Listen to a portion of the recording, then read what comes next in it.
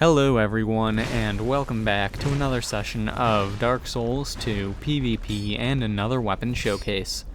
This time I am using the Great Scythe, the ENB plus 15, except it's not anymore. This weapon was one of the best weapons in Dark Souls 1, and now it's massively different. They changed it so much, and honestly, that's not a bad thing in my opinion. It makes the weapon more enjoyable for me. It takes more skill to use it correctly and use it reliably. And I like it a lot more because of that. So, anyway, getting started, the Great Scythe. This weapon requires 12 strength and 14 dexterity in order to wield. It has an E scaling in strength and an A in dexterity. The physical base damage of the weapon is 260, and for me, the attack rating with this weapon is 443 with a Ring of Blades and Flynn's Ring. The counter strength of the weapon is 110, poise damage is 15 per hit, and the weight is 5 units. Now, in Dark Souls 1, the Great Scythe had bleed, and it was not affected by sweet spots. Now, well, sweet spots are really a big deal, and this weapon heavily relies on them, and it did lose its bleed. It doesn't have that anymore, and even so, bleed is different anyway, so if it did have the bleed, it probably still wouldn't be as good as it used to be anyway.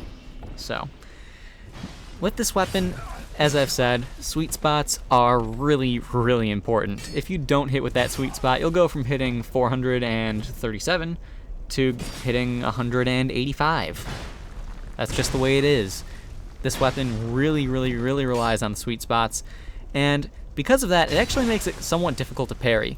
The Reaper class weapons in general can be difficult to parry simply because of their sweet spots. You need to be right on them in order to reliably parry them, and as such, most people aren't good with their distancing, or are good with their distancing and are purposely staying closer than they should to keep from being parried. Now, Reaper class weapons also do have the ability to have their jumping attacks parried, so watch out for that.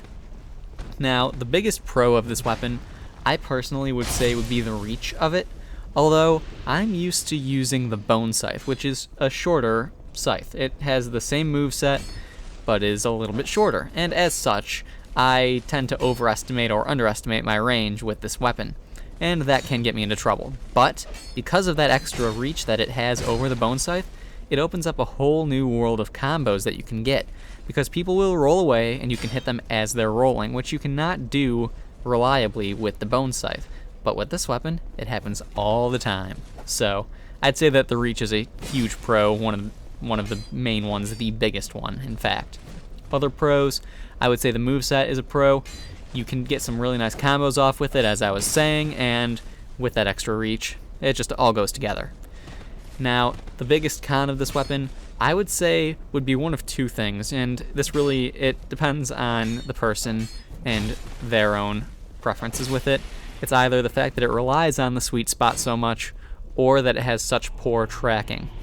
That poor tracking makes it very difficult to hit reliably with it, and you need to have good timing for your attacks as well as good distancing in order to actually hit your opponent.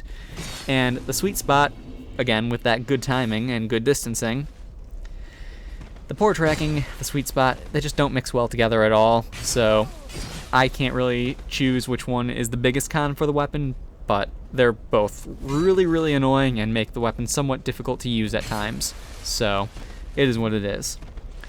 Anyway, this is actually the last fight for the video. I've said pretty much everything that I wanted to say.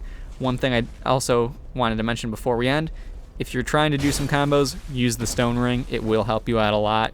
It opens up some nice 2-hit combos, nice 3-hit combos in fact, so definitely keep that in mind. Anyway, last fight in the video. I hope you guys enjoyed this one, found it helpful in one way or another. Please like, subscribe, and all of that good stuff, and I will see you all next time.